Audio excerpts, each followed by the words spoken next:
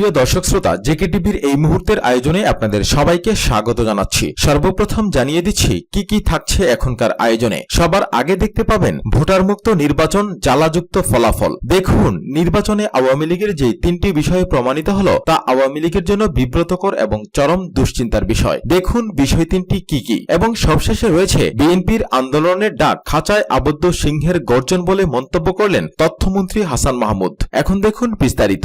ভোটাররাই নির্বাচনের প্রাণ, কিন্তু আজকাল নির্বাচনের জন্য ভোটার নন, ভোট গণনাকারীর কদর অনেক বেশি। কারা জিতবেন অর্থাৎ কাদের নাম বিজয়ী হিসেবে ঘোষণা করা হবে এর সিলেকশন নাকি আগেভাগেই সাঙ্গ হয়ে যায়। রাশিয়ার চামার সন্তান স্টালিন অকারণে বলেননি নির্বাচনে ভোটার থাকে, তবে যিনি ভোট গণনা করেন তিনি বেশি গুরুত্বপূর্ণ। স্টালিন না হয় এক নেতা এক দল এক প্রার্থীর দেশের কমরেড হিসাবে উক্তিটি করেছিলেন, কিন্তু দৃশ্যত বহুদলের অনেক প্রার্থীর এই বাংলাদেশের নির্বাচন কমিশনের সচিব বলে দিয়েছেন কতজন ভোট দিয়েছেন সেটা আমাদের কাছে বেশি গুরুত্বপূর্ণ নয়, বরং এবার নির্বাচন শান্তিপূর্ণ হয়েছে। ভোটারের অংশগ্রহণের হার বাড়ানোকে বেশি গুরুত্ব দিলে শান্তি বিঘ্নিত হতো। এর সোজা মানে হলো নির্বাচন হবে অংশগ্রহণমূলক, যেখানে বিরোধী দল এমনকি সাধারণ ভোটারদের অংশগ্রহণ নেই। দৃশ্যত শান্তিপূর্ণ এই নির্বাচন দেশ এবং জাতির জন্য কি গুরুতর এবং দীর্ঘস্থায়ী অশান্তি বয়ে আনতে পারে সে কথা সরকার ভাবছে না। এহেন নির্বাচন বাহ্যিকভাবে যেমনই হোক আসলে সাজানো বলেই জনগণ মনে করে। নির্বাচনকে বলা হয় গণতন্ত্র নামের সৌধের ভিত্তি, কিন্তু বর্তমানে আমাদের দেশে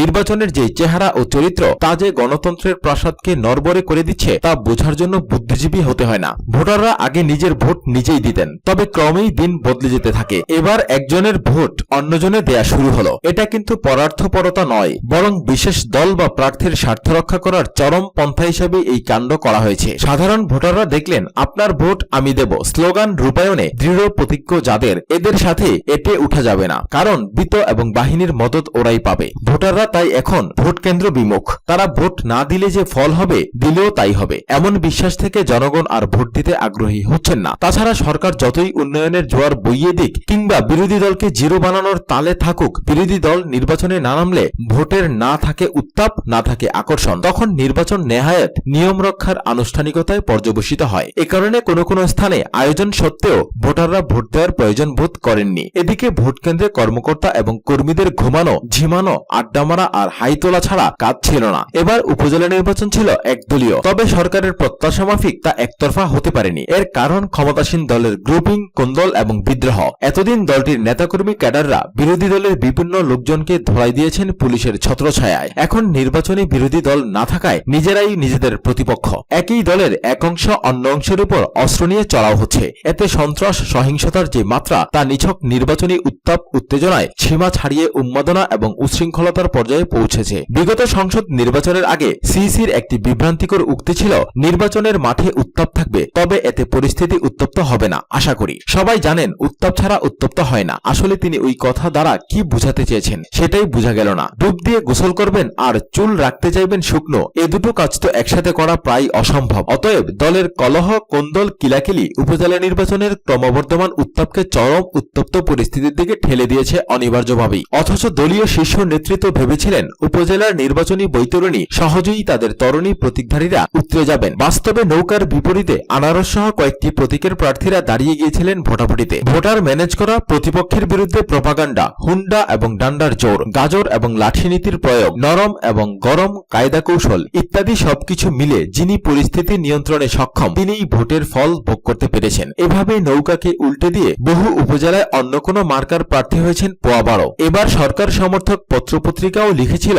উপজেলা নির্বাচন ক্ষমতাসীন দলের জন্য অগ্নি পরীক্ষা। নেতৃত্বের আনুগত্য এবং সাংগঠনিক শৃঙ্খলার এই পরীক্ষা আওয়ামী লীগ দৃশ্যত পাশ করেছে, তবে মোটেও ভালো ফল করেনি এবং এ কারণে দলের গায়ে এটা বিরাট ধাক্কা বইকি। কেন্দ্র থেকে অনেক নীতিমালা, নির্দেশনা, হুঁশিয়ারি এবং সতর্কবাণী দেয়া হয়েছে, তবে এর বেশিরভাগই কাজে লাগানো যায়নি। তাই হাইকমান্ডকে পিছু হটার অভিযোগ শুনতে হয়েছে। গত 30 ডিসেম্বর বিতর্কিত সংসদ নির্বাচনে ভূমিধস বিজয়ের পরই কয়েক ধাপে হলো গুরুত্বপূর্ণ এই উপজেলা নির্বাচন, কিন্তু দলের এমপিদের অন্তত 45 জন প্রভাবশালী প্রভাবশালী স্থানীয় নেতাদের বড় একাংশের মদদে বিদ্রোহের অভাবনীয় ঘনঘটা ক্ষমতাসীনদের ভাগ্যাকাশে চৈত্র মাসের কালবৈশাখীর বিপর্যয় ডেকে এনেছে। শীর্ষ নেতাদের ধারণা ছিল বিএনপি এবং জামায়াত যেহেতু বাইরে, তাই এই নির্বাচনে ঝামেলা হবে না এবং ইলেকশনের ডাক্তার ইঞ্জিনিয়াররা পরিকল্পনা মাফিক উপজেলা কুক্ষিগত করার কল্পনাকে বাস্তবায়ন করতে পারবেন, কারণ সবাই তো আসলে নৌকার মাঝে মাল্লা, মানে আমরাই তো। এমন এক পরিস্থিতিতে নিয়ন্ত্রিত নির্বাচনের সাজানো ফলাফলেও একরকম লেজে গোবরে দশা।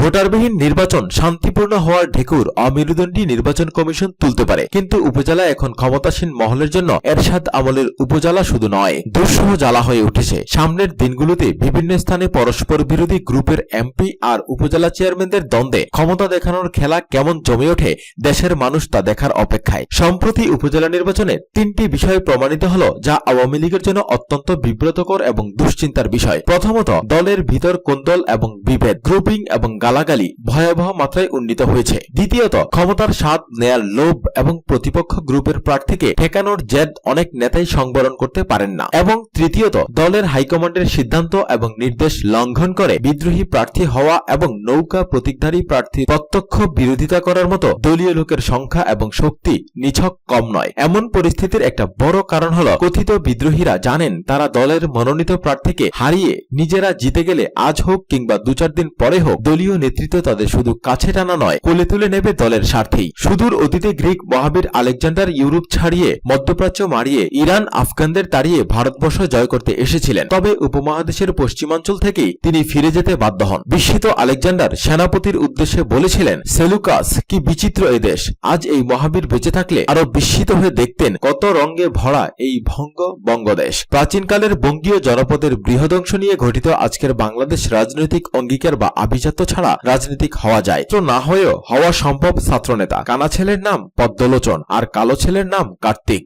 প্রবাদ প্রবচন এখানেই প্রচলিত। তেমনি ভোটার ছাড়া নির্বাচনও এদেশেরই বাস্তবতা। সাম্প্রতিক নির্বাচনে ভোটারের অংশগ্রহণ একেবারেই নগণ্য থাকলেও উত্তাপ উত্তেজনার যোগান দিয়েছে একই দলের প্রার্থীদের মধ্যে হানাহানি, নয় হত্যাকাণ্ড। তদুপরি কোথাও নির্বাচনী কর্মকর্তাদের প্রাণ গেছে গুলি খেয়ে, কোথাও বা নৌযান ডুবে। দেশবাসী যেভাবে নির্বাচন বিমুখ হয়ে পড়েছে এবং বর্তমান স্টাইলের নির্বাচন প্রত্যাখ্যান করছে, তাতে ভবিষ্যৎ ভোট গ্রহণের জন্য এত ব্যয় বরাদ্দ, সাজ সরঞ্জাম এবং উদ্যোগ আয়োজনটা কতটা প্রয়োজন থাকবে কে জানে। তখন বাড়ি থেকে কুলে তুলে আনতে চাইলেও হয়তো ভোটাররা ব্যালটে সিল মারার জন্য ভোট কেন্দ্রে হাজির হতে রাজি হবেন না। আর কোন স্থানে তাদের ভোট দেওয়ার জন্য ব্যালট পেপার যদি না থাকে তখন কি উপায়? উপজেলা নির্বাচন ক্ষমতাসীনদের জন্য মধুর তো নয়ই, অম্লমধুর বলেও প্রমাণিত হয়নি। তারা এই নির্বাচন থেকে পেয়েছেন তিক্ত অভিজ্ঞতা। একদলীয় এই নির্বাচনে অর্ধেকের অনেক বেশি আসনে নৌকামার্কা প্রার্থী উপজেলা চেয়ারম্যান হয়েছেন। তবে আশা করা হয়েছিল বড়জোর 5 থেকে 10টি জায়গায় বিদ্রোহী থাকবে হয়তো, বাদবাকি সব জায়গায় নৌকার পালে হাওয়া লাগবেই। কিন্তু দলের চেয়ে কোন্দলের দাপট আর কেন্দ্রের কঠোর সাবধানবাণী উপেক্ষা করে বিদ্রোহের ব্যাপকতা। তদুপরি নৌকার মাঝি হিসাবে এমপি হওয়া, বহু নেতার আড়ালে ও প্রকাশ্যে দলীয় প্রার্থীর বিরুদ্ধে অবতীর্ণ হওয়া ইত্যাকার আলামত দেখে ক্ষমতাসীন দলের কেন্দ্রীয় নেতৃত্ব এখন সত্যিই উদ্বিগ্ন। উপজেলা নির্বাচন নিয়ে দলের সিদ্ধান্ত বারবার বদলিয়ে কেন্দ্রকে পিছুটান দিতে হয়েছিল কলহ কোন্দলের কারণে। তবুও ঘরোয়া বিবাদ ও বিভেদ, হুমকি এবং হামলা থামেনি। প্রথমে সিদ্ধান্ত ছিল নির্বাচনে চেয়ারম্যান ছাড়া ও ভাইস চেয়ারম্যান পদে দল একক প্রার্থী দেবে, কিন্তু পদের চেয়ে প্রার্থীর সংখ্যা দলের মধ্যে বেশি হওয়ায় সেই সিদ্ধান্ত বাদ করে দিতে হয়। বলা হলো এমপি এবং মন্ত্রীরা দলীয় প্রতীকধারী প্রার্থী অর্থাৎ কেন্দ্রের মনোনীত প্রার্থীর বিরোধিতা করলে কড়া ব্যবস্থা নেওয়া হবে। কিন্তু অনেক ক্ষেত্রেই দলের এমপিরা এতে কান না দিয়ে সরাসরি বা কৌশলে বিদ্রোহী আপন লোকের পক্ষে মাঠে নেমেছেন। ফলে অপ্রত্যাশিত নৌকাডুবি ঘটেছে বহু জায়গায়। এমনকি নৌকাওয়ালা বর্তমান উপজেলা চেয়ারম্যানেরও পরাজয় ঘটার নজির আছে। এই অবস্থায় আগামী দিনে গৃহদাহ অনেক বাড়তে পারে বলে আওয়ামী লীগের কেন্দ্রীয় নেতৃত্ব শঙ্কিত।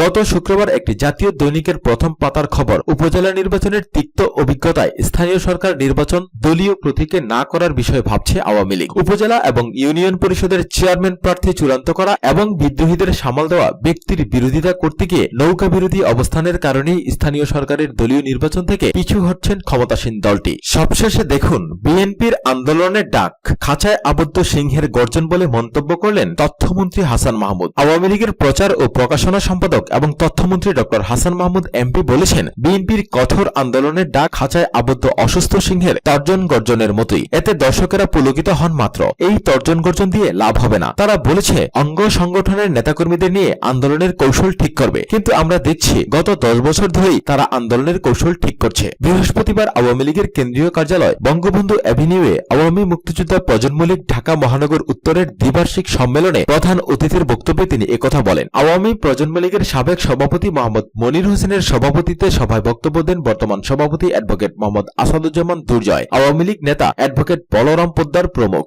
হাসান মাহমুদ বলেন, বেগম জিয়াকে নিয়ে সরকার নাটক করছে না, বরং অসুস্থ বেগম জিয়ার চিকিৎসা নিয়ে বিএনপি তামাশার রাজনীতি করছে। বিএনপির রাজনীতি বেগম জিয়ার হাঁটু এবং কোমরের ব্যথায় আটকে গেছে। বেগম জিয়ার এই ব্যথা অনেক পুরনো। এ নিয়েই তিনি দুইবার প্রধানমন্ত্রিত্ব করেছেন, বিরোধী দলীয় নেতা ছিলেন, বিএনপির নেতৃত্ব দিয়েছেন। কিন্তু এই ব্যথা নিয়ে সকাল বিকাল সংবাদ সম্মেলন করে বিএনপি নেতারা বেগম খালেদা জিয়াকে তামাশার পাত্র বানাচ্ছেন। আপনারা তামাশার রাজনীতি থেকে বেরিয়ে আসুন। তথ্যমন্ত্রী আরো বলেন, বিএনপির সাথে পাকিস্তানের যোগসূত্র অত্যন্ত স্পষ্ট। শহীদদের সংখ্যা নিয়ে প্রশ্ন তুলেছেন বেগম খালেদা জিয়া এবং পাকিস্তানের পার্লামেন্ট। আবার যুদ্ধাপরাধীদের বিচারের বিরোধিতা করেছে বিএনপি এবং পাকিস্তান। এ থেকে মনে হয় বিএনপি দেশের স্বাধীন সার্বভৌমত্বে বিশ্বাস করে না।